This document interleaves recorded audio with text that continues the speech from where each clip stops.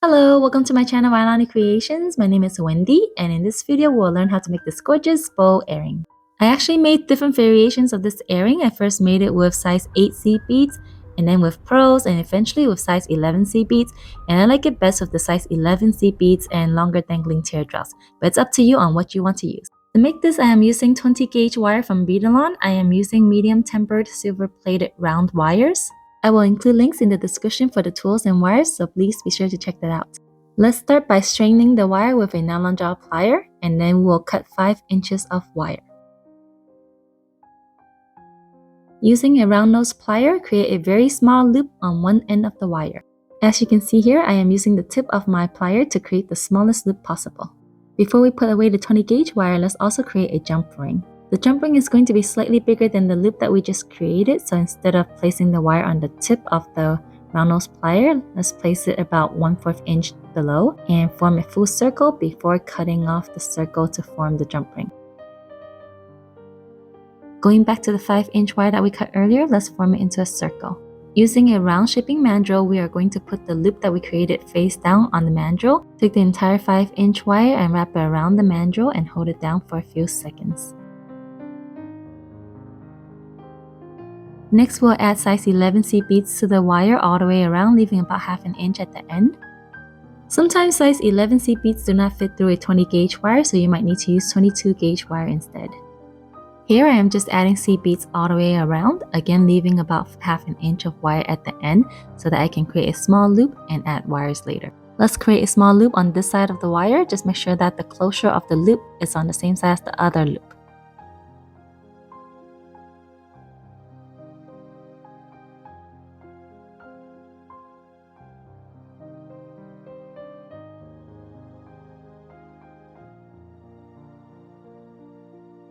You see here the wire is not straight, so you can maneuver like this to straighten the wire and make sure that the loops are facing each other. Next, I'm going to use a chain nose plier to flatten the loops so that the loops are facing horizontally. Right now it's curved because we formed a circle with it. You want to make sure that both loops are flat and straight facing each other and they're consistent. That way they will sit nicely on the jump ring and earring hook later.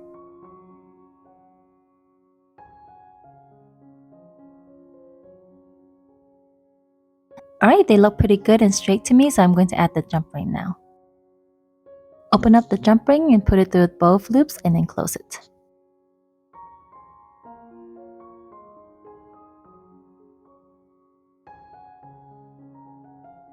Next, prepare 3 pieces of 28 gauge wire, 4 inches long each.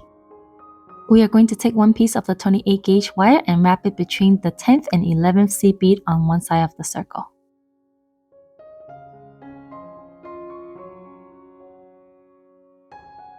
We are going to wrap this wire around 2 times.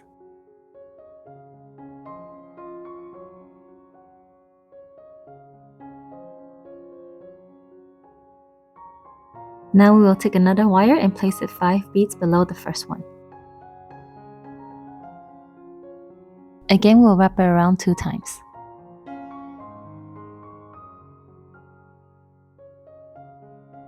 Next, take the last wire and place it 5 beads below the second wire. And just like before, we are going to wrap it around 2 times.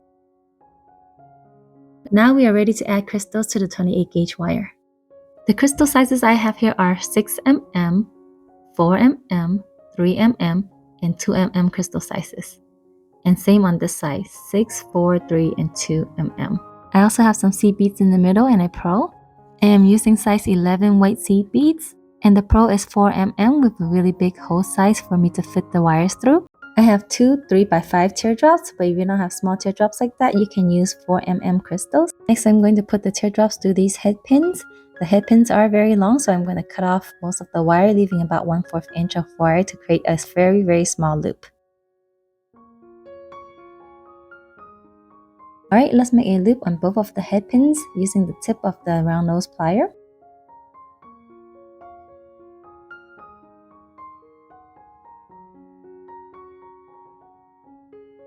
Next, we will hang the teardrops on a chain. That was a step I forgot until later on.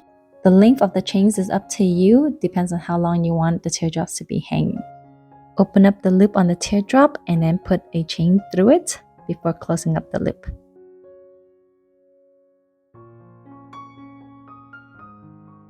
Repeat with the other teardrop. I cut the chains in different lengths because I want one teardrop to hang longer than the other. Alright, going back to adding our crystals, so we're going to add a size 6 mm to the first wire. And after the 6 mm, we'll add a 4 mm, and then a 3 mm, a 2 mm, and then 2 seed beads. Okay, so that is the top row. For the second row, we'll add a 6 mm, a 4 mm, a 3 mm, and 2 mm, and no seed beads in the middle row. For the third row, we'll add 6 mm, 4 mm, 3 mm, 2 mm, and 2 seed beads again. And for the last row, we'll dangle one of the teardrops after the seed bead. Next, we'll add the 4 mm pearl. We will put it through all 3 wires.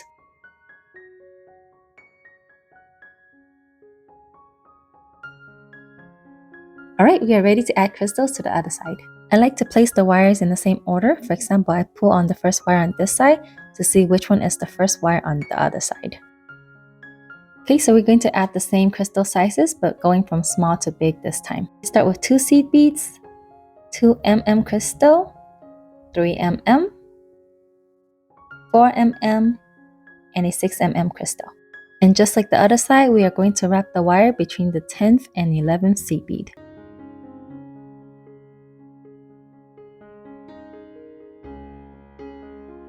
Again, our middle row is slightly different where we will not be adding seed beads. We will add 2 mm, 3 mm, 4 mm, and a 6 mm. Wrap the wire 5 beads below the first wire.